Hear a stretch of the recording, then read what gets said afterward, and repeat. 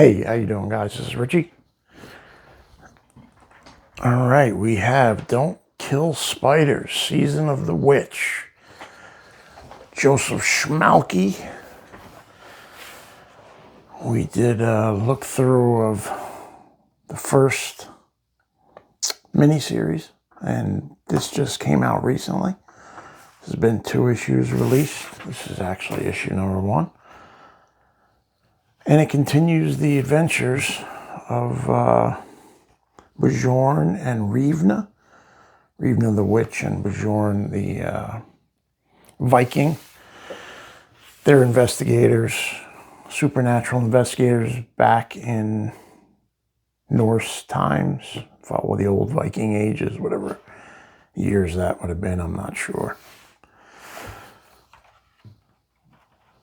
So, and it's writing and art, Joseph Schmalke. Letters, D.C. Hopkins. Editor is Sean French. So, we start off, a man you sought, revolver, outside, blah, blah, blah. This woman, I believe they're descendants of the last miniseries, those people. And a group of their villagers went somewhere and disappeared, never came back. So she sends out people to find Bjorn and Rivna. And of course, they act, instead of like saying, hey, we're in trouble, we need your help. Can you come help us find our missing villagers? They decide to attack them, bully them, just try to make them go. And that didn't sit too well with the couple. So now the couple, they're married now. Before they weren't. Took place sometime afterwards. So they roam the countrysides, and they're investigators, basically, and they try to right wrongs and help people. Okay, so Bjorn tried to warn them, but they didn't want to listen. So Rivna, one of her powers is she could raise dead people who have died in the area to come fight for her. So they learned real quick that they weren't going to bully these people. And they come back with them. So she's aggravated with this guy for trying to force them. And a little bit back and forth. Bjorn starts talking to her, and she tells him, listen, we need your help. Since they were in the area, they decided, yeah, we'll help you out.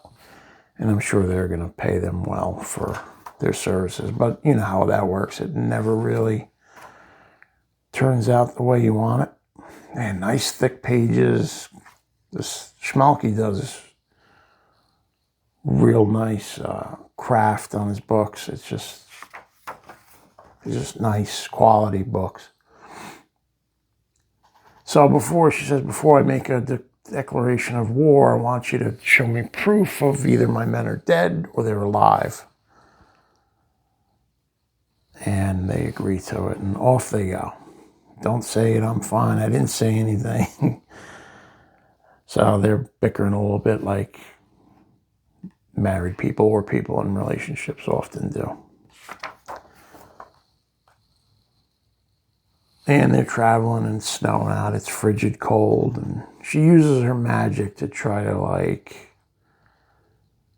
see if there's anything out there, She senses something, but she said, it just could be one of the lost, which is, spirits.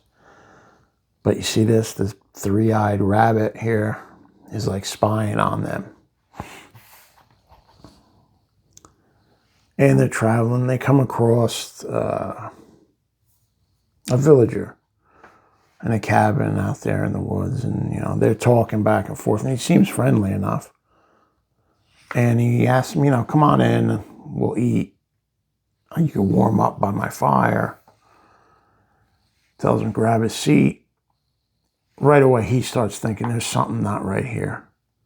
Something feels off, he says. Here you go. Gives him some mead. He introduces himself, Bjorn, Rivna. And she's not really catching on, but he's saying he got that feeling, you know, how men sometimes just get that feeling that there's danger. Then he's talking about how he hasn't had visitors and his wife. He's talking about his wife. But there's no sign of a woman. And he comes back with like some meat for him. And this is when he starts questioning them. Tells her, don't eat. She's reaching for it. No, don't touch that. Please don't wait for me. And he goes, I've not seen this cut before. And it smells different. What is it? And he just keeps telling them it's an old family recipe. So when we got here, the pens were empty. He didn't see any signs of animals, and the grass was grown. There was no signs that he had any animals whatsoever. And he said, I brought the animals in because of the storms. And he says the fields looked overgrown as well. Things have been tough this year. Unfortunately, this meal represents the last of our stores. Going to be a long winter. Now, why would he give up all his last meat right before winter? He says, let me go retrieve my wife. And Bjorn says, you know, he looks well fed. He's heavy. Then tells her, stay here. If anything kicks off, get out and run back to the village. He walks in the back and he says, by the gods. And there's his wife, the guy's wife. And she's skinned with her ribs opened up. And that's where the meat was coming. If you can see her entrails are hanging from the ceiling. There's bloody hooks. The face is cut off. And this maniac is now wearing her face and talking like he's the wife now. You know, kind of that Ed Gein kind of thing going on. Or Silence of the Lamb. I'm sure inspirations are both for Schmalke. And they get to fighting. He kicks him in the ding-ding. Starts choking him, headbutts him. And he's down. And he's just about to give him the axe. And here comes Rivna. And she's using her magic. So she can't use, if she uses too much of her magic, she starts to get consumed by evil. So she can't go too far without it taking over her. That's like the gift curse that's, you know, like she can only go so far without losing it. And she brings back the spirits, and these are the people that he had killed. And the one spirit says, he ate my hand while I watched, which might be a nod to Sin City, Frank Miller. All these souls seek satisfaction, but I'll let one soul decide what's to be done with you. And that's his wife. And she says, Bo, why did you kill me? He starts bugging out. That's my face. Why did you take my face? And so it kind of drove him insane, and he's curled up in a ball like a little kid, crying. So he's down. And he's saying, just kill me, kill me, kill me. And they're bringing him back.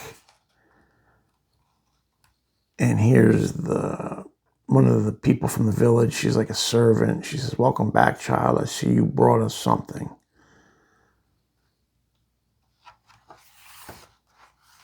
She goes, you did it again, didn't you? Meaning she used her powers. And he said, if I didn't, I'd be down a companion. And they're hauling off the crazed, lunatic, skin-wearing freak. So she's a sleeper. She's pretending to be asleep while the other witch and the Bjorn are talking. He's trying to warn him, like, she can't be doing that. Don't thank me yet. You won't like what I have to say, she says. Just so you know, I told her to run should anything happens. Can you blame her for helping? You're all the poor girl has. Even with the jar hosting you both as guests, the people fear her. Better to be feared than to be preyed upon, which I understand. And she says, is that how you want people looking at your wife? And he says, it's of convenience. How did you know? So they were trying to keep it secret. I'm not stupid or too old.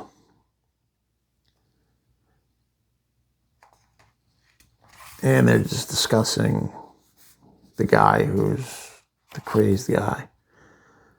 So the corruption you are chasing is here and it's spreading. If you need Rivna's help, then connect her with her guide. You mean the Queen of Shadows. Your fates are now entwined, and if your wife keeps using her power this way, she will fall prey to corruption, and the Revna you know will be lost to darkness. And it goes back to the skin wearer, and he's like in a cell, and he's lost his mind. Make it stop, make it stop. He's seeing visions. And all of a sudden somebody's in there and says, don't you remember that voice? I remember that voice. Don't you remember anything else? Don't you remember starving? And I came to you. So this is the baddie. And I think she was in the last one. I forget. Anything with the three eyes is related to her. So she says, you prayed and I answered. And I told you what to do. The price for the gifts I bestowed upon you was unwavering loyalty. She says, where's your face? Meaning, how come you're not wearing a skin face of your wife? And she said, this offends me. So that she's completely evil. Or she, I don't even know if you could call her a she. And she says, well, let's find a new one. And that's how issue number 1 ends. And then issue 2, I just got this week. Same cast of characters, same writer, artist, editor.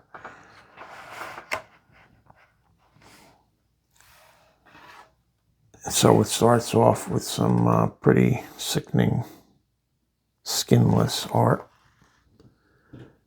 This is chapter 2, Sympathy to the Devil.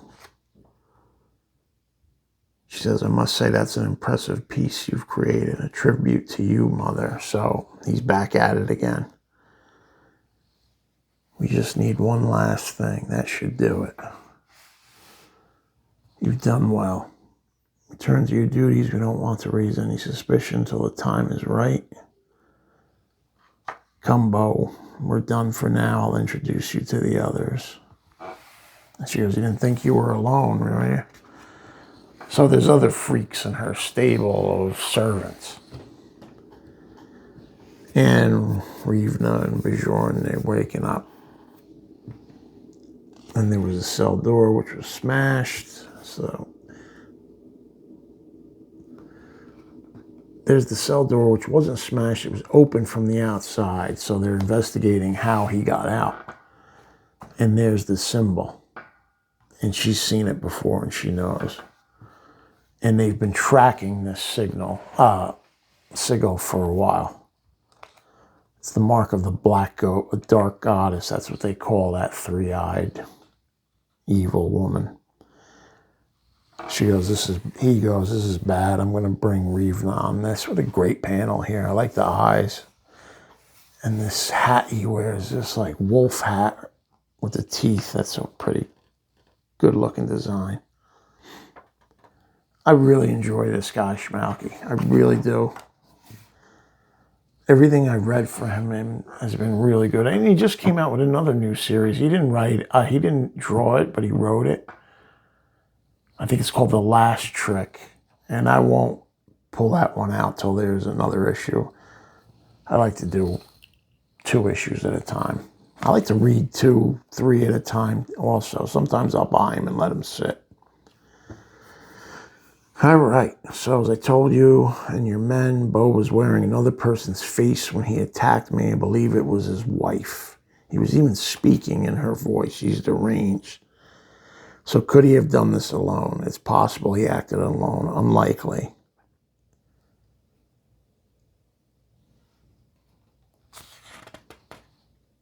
The black mark on the building matches the others we've been tracking. So she uses her abilities to get a feel for what's going on around. So here's her now, and this is what she looks like when she turns it on.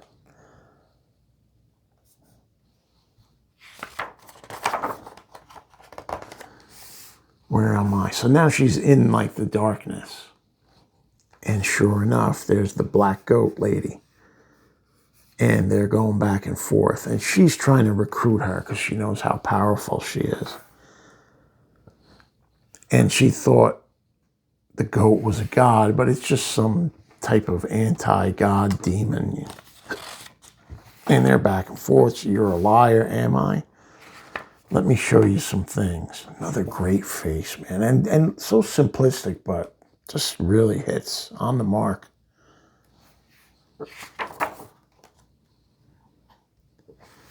Not all that long ago, she's telling her the history. As the head of my clan, I chose a circle of individuals who would carry out my work in my name.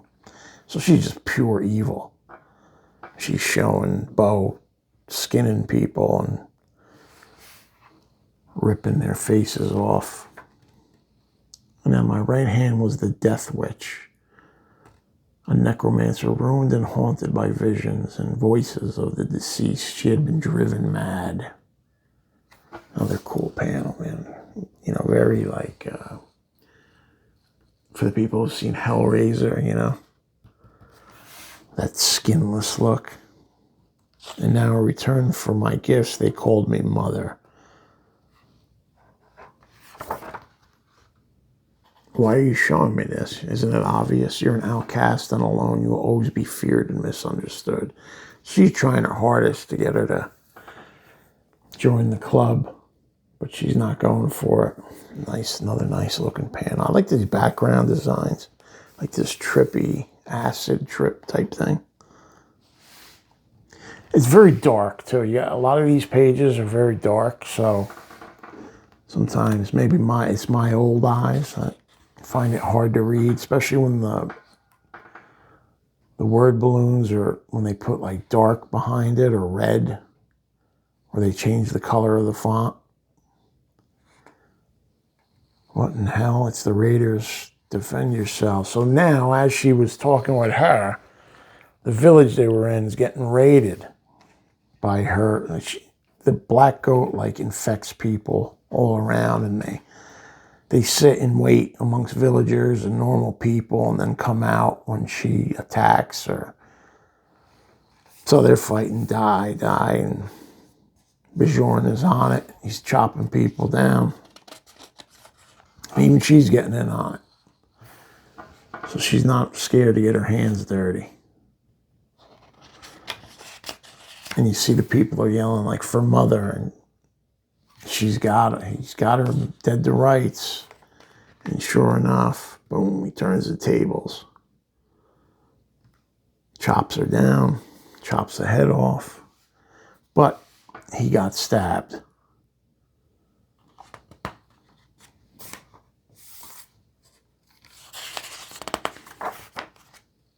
Hurry inside. She's here. Another great panel, man. This guy's an excellent storyteller. Excellent. Like that's perfect for the scene, you know, like the fire in the background. It's very cinematic. Very talented. So, you want to talk about betrayal? The leader of the village there, you betray me. We know what you did to your own father. So I forget how that worked. I think she killed the father, or lying whelp. Your father was a man to be feared. You're the ones who let Bo escape. Servants of the black goat, you're letting your own people die, and for what? And sure enough, one of them stabs Bjorn, like plunges a dagger into him. And he's alive. Kill Bjorn. I won't be taken, and no one touches my husband. This village has a lot of buried secrets. I heard them the first time I entered this building. And she's pissed. Look at that. That's really cool. He does a lot of these up-close shots of just the eyes, or the mouth. And man, she's pulling everybody up from the dead. She's pissed. And that's where it ends. Next, chapter 3, Dead Voices. And another good one. Another good book. Got to get these. Anything with this man's name on it, pick it up. Everything I've read has been good. And I think I've gone through, let's see, The Electric Black, We Don't Kill Spiders, 7 Years in Darkness, and the newest one, that other one, The Last Trick. They're all fantastic. All right, enough talking. Thanks for watching, and I will catch you on the next one.